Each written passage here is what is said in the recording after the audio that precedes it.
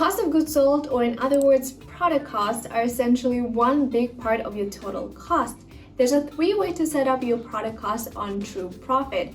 1 is to estimate it, 2 enter it manually, and 3 uploading CSV file.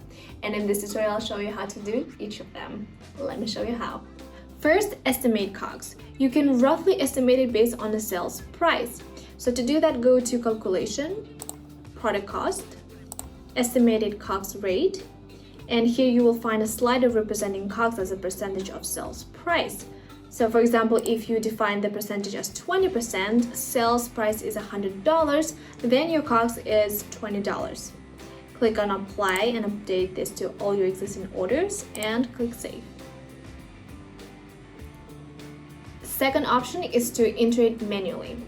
You can add your COGS for each product. Simply enter the product cost in the average COGS column. This value will be applied to all variants of the same product. Pick fixed price or price range. I'll go with fixed price and click Save. If the product has multiple variants with different prices, click the arrow next to the product's name to display all variants. Third option, uploading CSV file. To do this, you need a template containing all products in your store. And here, click Export button. Make any changes you need and click Save. Click Debug Edit. Pick your file and open.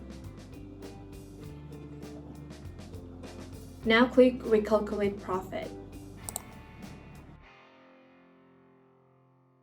And there you go. If you want to learn more about finance or other TrueProfit features, check out our other video tutorials in the description. Let me know if you have any further question in the comment section below, and I'll see you next time. Bye.